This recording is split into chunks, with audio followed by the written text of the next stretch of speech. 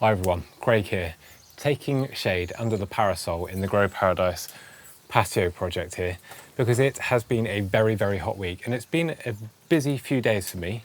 Last weekend I was at our local street market where I sell plants most weekends, and on Sunday it was Abbotsbury Subtropical Gardens plant fair, which sort of seems to have turned into a rare plant fair because there's so many great sellers there with such unusual plants. Now I was there selling, but obviously when I'm there setting up, I'm having a look around at other people's stands, and there were so many good sellers there. There was Michael from Misfit Plants, who we visited and created a video for the YouTube channel a few weeks back. There was Mike Clifford, who so many of us know from Mike's Rare Plants.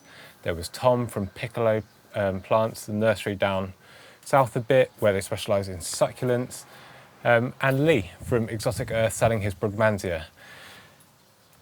I had to spend some pocket money. I had to. There were so many great plants, and in this video I'm just going to show you some of the plants that I picked up from Abbotsbury Subtropical Gardens plant fair, because they are plants that I've been after for a while, some that I didn't even know existed, so it's always exciting to add to your plant collection. So the first plant I'll show you, I'll start with the smallest and end with the biggest, is this. Now those of you who subscribe to the channel will know that I absolutely love my Saxifraga stolonoifera. It's a plant commonly sold as a houseplant, but it survives and it remains evergreen as a beautiful tropical looking ground cover for me here. It produces sprays of white, almost orchid-like flowers through summer. Now this is a form of that, a form called Kinki Purple, which is a great name.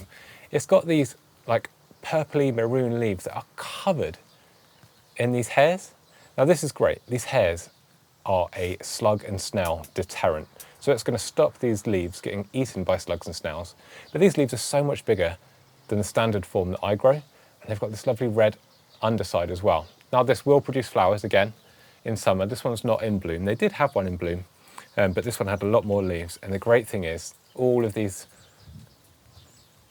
well, they look like, I don't know what they look like. Makes it look a bit like a spider, but these are stolons that are going to run and set new plants, so I can propagate this plant and hopefully share it with some of you in the nursery. Again, it's Saxifraga stolonoifera. This is a cultivar called Kinki Purple. And just besides this, there was another one. Now both of these are hardy in the UK and they should remain evergreen. Look at this one, the size of those leaves. Now this one is new to me, so I'm going to look at the label, is Saxifraga stolonoifera Kezu Jinja. And that ginger is spelled Jinja. It's a really nice plant. Again, covered in tiny hairs on the leaves. Not tiny, they're relative to the leaf, so they're actually quite big, and those should act as a deterrent to stop the slugs and snails destroying them. Now the underside on this isn't quite as colourful, but just look at the size of that. And again, hardy in the UK, so if I can get this to spread as an evergreen ground cover, and the flowers that came out of this were enormous, it's going to be a really nice addition to the Grow Paradise garden. And because it multiplies itself from these runners, which is how it earns its common name of the strawberry begonia sometimes, because it spreads just like strawberries, then I can propagate from these and share it with all of you. I can't believe I didn't know these existed. It's just enormous, and I love jungly leaves, and the flowers on these, they're just produced en masse, probably because it propagates itself so much that the clump is actually so many individual plants, but it's great to add. Now those are both great shade tolerant plants, and those of you who subscribe to the channel will know I love finding shade tolerant, hardy tropical style plants that I can add to the Grow Paradise garden in those difficult spots, places like underneath the shrubs, or on the darker side of the house or darker side of the fences, because they're so often bare. And if you can find something that looks good, it's a bit unusual, a bit rare if you're into that thing, then you can add it to the collection. And I discovered a new begonia, this one. It's another hardy begonia, another Begonia grandis, but this is a cultivated form. And it's been selected for these purple spotted leaves and the red veins on the leaf underside. It's really colourful, and it gets sprays of pink flowers. So these flower in late summer. I think this is going to look great. And again, it's another plant that's easy to propagate, so I'll be adding this to the nursery This one is Begonia grandis, and it's got a great name, bells and whistles, because it really has got it all. The mottled silver on the upper part of the leaf, the red underside, bright red stems, and then the pink flowers in late summer. Now at the moment I'm keeping these in the greenhouse. Although they're hardy, I'm keeping them tucked under a bench in the coolest part of the greenhouse just to protect them from any pests, where I can nurse them on, get as much growth this year as possible, and then I can propagate them for the Grow Paradise nursery. So you might be seeing them on our online shop in the next season or two. Now, I've kept the best till last. When I saw these, I just had to grab one. This is a plant that I've grown a different species of in the garden before, and it's not survived. But this one I'm going to protect a lot more. It's hardy, so it doesn't need protection from cold, but I'm just going to nurse it through and make sure it gets the best possible chance. Let me show you. Look at that.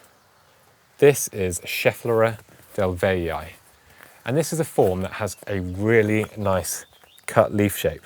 You can get forms that are just much more straight edged, a bit like Schefflera taiwaniana, which is the one that I've grown before.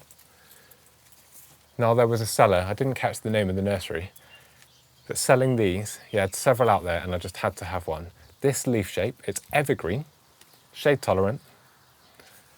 I'm going to tuck it, I think I'm going to keep it in the container because if we ever move, and it's not on the cards at the moment, but it's one that I'd love to come with me, and I'm going to see how big I can grow it in a container, if I can keep it happy. If it looks as though it's starting to struggle, it might get planted out. But to have such enormous leaves on an evergreen, tough plant in the UK that looks so tropical is great. I've been after one of these for such a long time, and to get one, a form that has this really nice serrated leaf edge, is incredible. Now I've seen this growing in a few other people's gardens. I think Yorkshire Chris has it, and his is enormous. And it's not got this cut leaf edge, but it's got some impressive scale to it. I hope that this one can get to that size. Those are the plants I picked up. Now, yeah, I could have spent a bit more of my pocket money because there were so many good plants, but I had to stay restrained. I was there to sell plants and meet so many friendly faces, which I did. It was great to see so many of you there. I just had to share some of them. I'm so chuffed with what I picked up. It was such an exhausting weekend. It was nice to come home and have something for me to look at, to add to the Grow Paradise garden. Now let me know if any of you grow any of these, or if you know any other forms that are related, especially to those Saxifraga. I didn't realise that there were so many different varieties out there. I do know that there's a begonia called Red Undies that the seller also had that I sort of wish I picked up. But I'd like to build my collection of hardy, tough-looking plants because my greenhouse is more and more being used to produce nursery plants for all of you. A lot of homegrown plants, a lot of propagation and sourcing things from specialist growers. So if I can find things that survive, not only does it help me, it's going to help a lot of you that live in parts of the world that have colder winters, because we're all going to be able to create this lush, tropical, holiday destination style of garden. Thank you so much for watching. I'm going to figure out if I'm going to plant these, what I'm going to do with them, and I will see you all in the next video. Thank you.